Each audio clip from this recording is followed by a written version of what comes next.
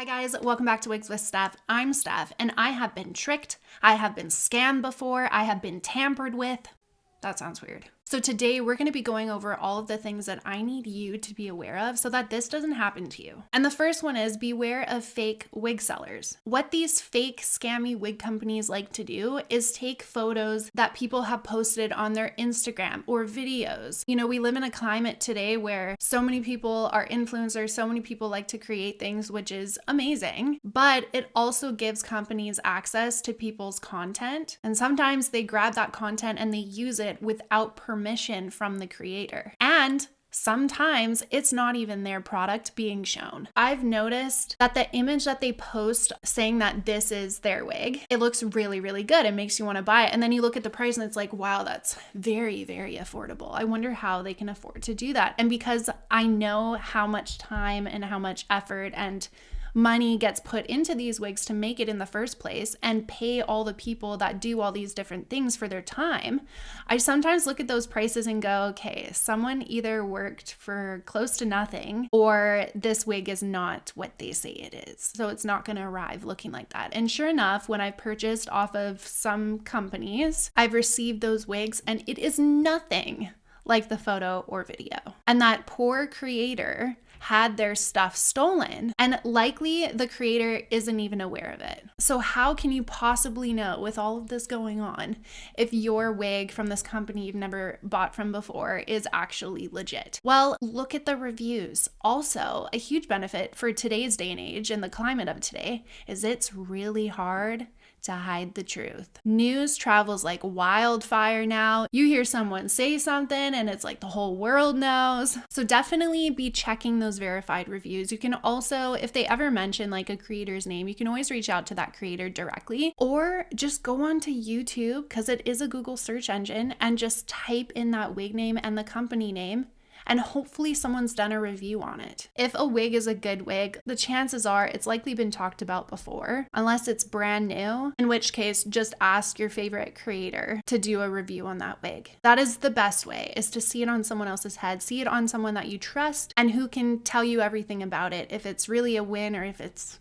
kind of not that good. The other thing you can do to be aware of fake scammy companies is inspecting their website design. If it's really spammy, it doesn't look right, you know, something's gonna like sound an alarm in your brain. It always does for me, and I'm usually always right. What do they say for women, that we have like really strong intuition? Well, I kind of believe it, because whenever I get that feeling, do you know what I mean by that feeling? When you have that feeling, you're usually right. So listen to that feeling. If something feels off, there's alarm bells going off in your head, listen to them. Make sure it is a real company. Make sure the wigs that they're selling are actually their own. Also on the website, you should see very detailed descriptions on their wigs, and there should always be a customer support information tab, because what does a legitimate company want? They want to build a good reputation, and without these things, customers can think a wig is one way when it's really another way. They'll buy it and they'll be unhappy. So it's within every company's best interest to put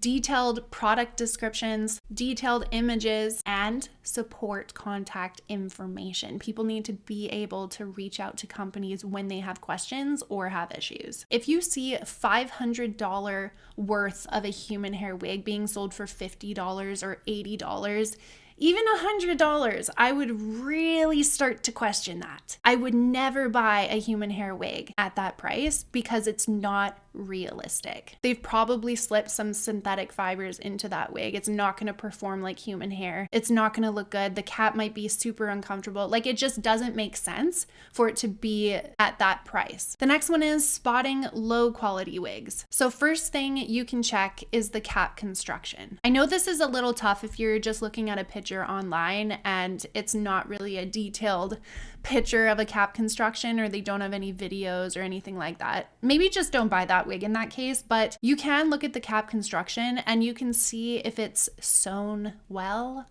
or if it's really sloppy, really messy. Is there stitching like way out of place?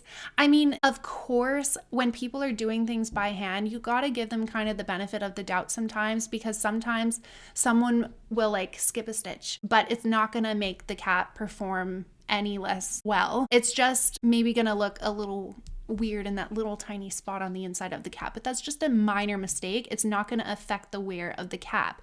What you need to look for are major things, ill-fitting designs. If your wig is fitting floppy on your head and it's due to, I don't know, like if one ear tab is shorter than the other, like, okay, that's kind of a big deal, right? You want to look for things like that.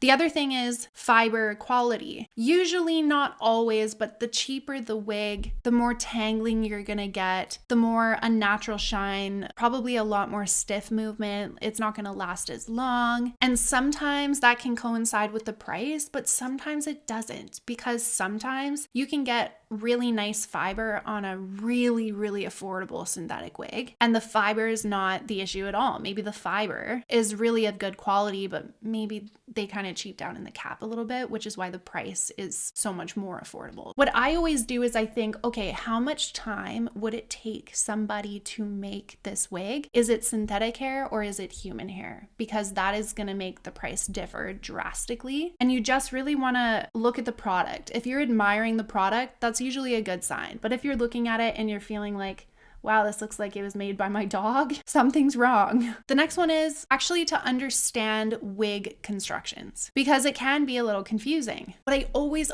say the best thing to have on any wig is a lace front. You need lace at the front because that's the only way it's gonna lie flat on your head there and basically like disappear into your skin. You need that for a wig to look realistic. And so sometimes what you'll find, especially on more affordable wigs, is that they'll keep their lace like from here to here. That's it. That's all you get. But the issue with that is you can't do this at all, because then your lace is going to end and you're just going to have a big chunk of hair just right here going all the way down, and you won't be able to lift your hair up and out of your face like at all, because it's not going to look realistic. You're actually going to see where the cap starts and where the fake hair is coming out of that cap. Whereas if you have a lace front like this, it's just going to blend into your skin. It's going to look very realistic. And so I always recommend lace fronts to people. You need a lace front if you want your wig to look good. Sometimes online, a company will really highlight like, oh, this is a breathable cap, that's why there's wefts there. Or, oh, we provided you with a lace front, but really there's only a lace that goes from like here to here and you really have no parting space. But they highlight these things. I see this a lot on Amazon. And then you get it and you're like, yay, it has a lace front, it has wefts, which mean more breathability, which is true. It does mean more breathability versus a hand tied, but it's a lot cheaper for that company to make wefts, because it's made by a machine, than to individually hand tie each hair.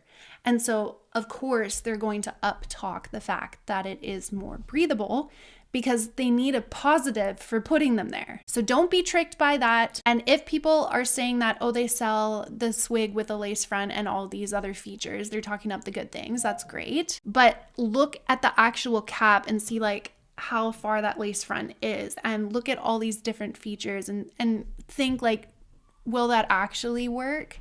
Will that actually feel good? Ask those questions. Again, if you get those alarm bells going off in your head, maybe don't get it. Move on to the next one. The next one is learning wig fiber types. Synthetic versus heat friendly versus human hair versus synthetic and human hair put together in one cap, because we have those now. But then which one do you choose? Well, don't just buy something because someone says, oh, it's a nice wig and I like it. Actually consider the fiber for yourself, for your lifestyle. What do you want to do with it? What's your budget and what's your personal styling habits? Because if you absolutely hate styling wigs or your own hair, probably don't get a human hair wig, because you kind of do have to style it if you want it to look styled. Unless you just want to wear it in its natural state, that's okay too. In which case, yeah, of course, you can get anything you want. Let's say you live in a really hot climate. Well, human hair wigs can be quite hot on the head. They can make you sweat more.